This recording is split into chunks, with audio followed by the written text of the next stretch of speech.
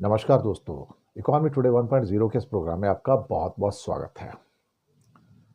दोस्तों, भारत में हर साल करीब करीब 1 करोड़ लोग ग्रेजुएट हो जाते हैं। जहां भारत में अनपढ़ों की कमी नहीं है, चौथी क्लास पास, दूसरी क्लास पास, पांचवी क्लास पास, 10वीं क्लास पास की कमी नहीं है, वो तो करोड़ों में है। लेकिन 1 करोड़ ग्रेजुएट हर साल भारत में निकल जाते हैं। अब 1 करोड़ ग्रेजुएट जो निकलते हैं, उन्होंने क्या पास किया होता है? कुछ लोगों ने तो आईआईटी आईएम किया भी होता है, इसमें कोई शक वाली बात नहीं है।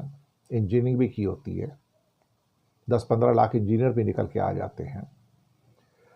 लेकिन बाकी जो अधिकतर जो ग्रेजुएट्स हैं सारे के सारे, वो तो बीए बीएससी बीकॉम है सारे के सारे। कुछ थोड़े बहुत मेडिकल ग्रेजुएट्स भी हैं। अब मेडिकल ग्रेजुएट को तो काम है, वो तो डॉक्टरी कर सकते हैं। लेकिन जो इंजीनियरिंग ग्रेजुएट्स करके निकल रहे हैं, बी करेंगे बी टेक करेंगे, उनके लिए तो कोई नौकरी नहीं है, कहीं पे कोई काम नहीं है। थोड़े बहुत आगे पीछे कोई मिल जाए तो आईटी का मिल जाए, अदरवाइज तो कोई काम नजर आता नहीं किसी के लिए। सच कहा जाए तो भारत जैसा देश जो 1 करोड़ ग्रेजुएट हर साल पैदा करता है, उनको खपाने के लिए यहां पर 5 लाख नौकरियां भी नहीं है भारत में। 5 लाख नौकरियां जो हर साल हो सकती हैं, वो भी नहीं है। मैं आपको बताऊं, 85% भारत के जो ग्रेजुएट्स निकलते हैं, दे आर अनएम्प्लॉयबल। अब अनएम्प्लॉयबल का मतलब यह है कि वो एम्प्लॉय करने के लायक ही नहीं है, उनके अंदर सॉफ्ट स्किल्स ही नहीं है। उन्हें हाथ मिलाना नहीं आता, उन्हें हेलो हाय करना नहीं आता, उन्हें इंटरव्यू देना नहीं आता। उन्हें जो एक सॉफ्ट स्किल्स के जो positive attitude, leadership quality, team building, communication, interpersonal skills, time management, goal setting या फिर वर्ड लीडरशिप, उन्हें कुछ नहीं आता। इस बात का ज्ञान बिल्कुल जीरो के बराबर है। तो सॉफ्ट स्किल के हिसाब से 85% अनएम्प्लॉयबल है, नौकरियां कहीं मिलती नहीं है। इसलिए अप्रॉक्सीमेटली 10 से 12 लाख ग्रेजुएट्स, कितने? 10 से 12 लाख ग्रेजुएट्स जो भारत में हर साल निकलते हैं, वो देश छोड़ के चले जाते हैं पोस्ट ग्रेजुएशन करने के लिए विदेशों में, या कोई नौकरी मिल गई वहां चले गए। नॉर्मली पढ़ने जाते हैं। जो बाहर पढ़ने जाते हैं 10 से 12 लाख स्टूडेंट्स हर साल, 5-7% को छोड़ के कोई वापस नहीं आता उनमें से। सब वहीं पे कोई वर्क वीज़ा लेके रुक जाते हैं, पीआरशिप लेके रुक जाते हैं, कोई ना कोई बहाने से वो मतलब भारत वापस ना आना पड़े। जो फेवरेट डेस्टिनेशन तो अमेरिका हुआ करता था, अब उतना नहीं है। कनाडा है, कनाडा भी कम हो रहा है, लेकिन ऑस्ट्रेलिया है, न्यूजीलैंड है, जर्मनी है, फ्रांस है, ब्रिटेन है, सिंगापुर है, दुबई है, कई जगह ऐसी हैं जहां पर आपको अब वर्क वीज़ा मिल जाते हैं और आप अपनी ज़िंदगी का ठिकाना ढूंढ लेते हैं वहां जाके।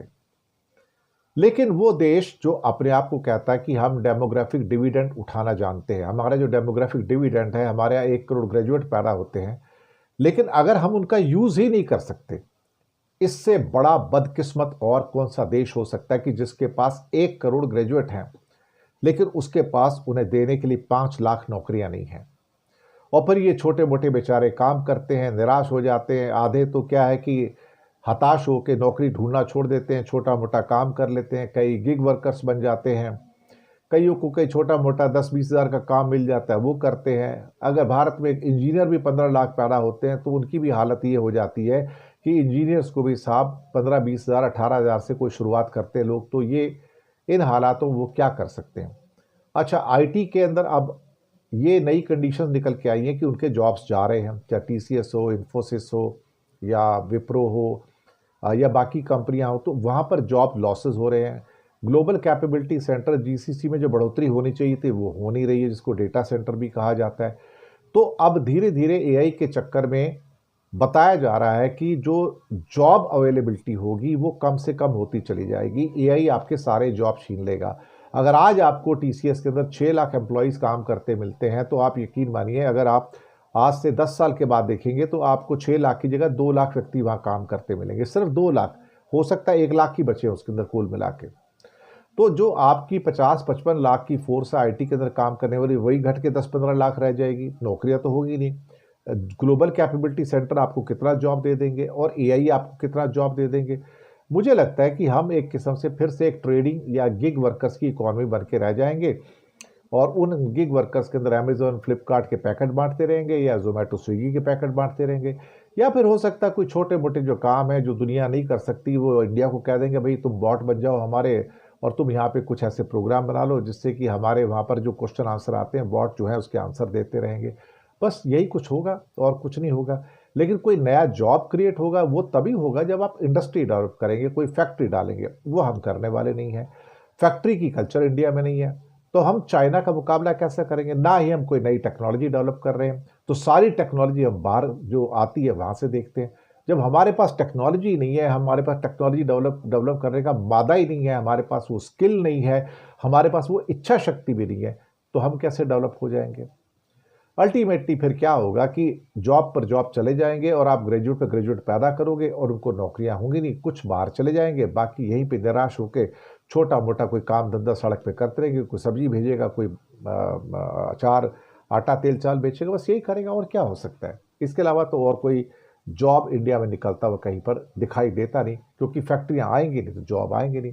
तो जो देश 1 करोड़ ग्रेजुएट्स को सो कॉल्ड 5 लाख जॉब्स भी प्रोवाइड नहीं कर सकता, तो बाकी जो बची हुई जनता वहाँ से निकल के आ रही है, पढ़ के जो 12वीं पास है, 11वीं पास है, 10वीं पास है, 8वीं पास है, उनको क्या होगा? उनको क्या जॉब मिलेगा? कुछ भी नहीं।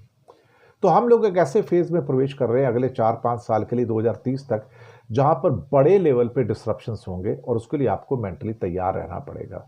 अगर आप उसके लिए तैयार नहीं हैं तो फिर मुझे लगता है कि फिर आपके लिए ज़िंदगी के सबसे बड़ी फ्रस्ट्रेशन के ये दिन होंगे, अगर आप नई टेक्नोलॉजी के साथ चलने को तैयार नहीं हैं। शुक्रिया आपका बहुत बहुत।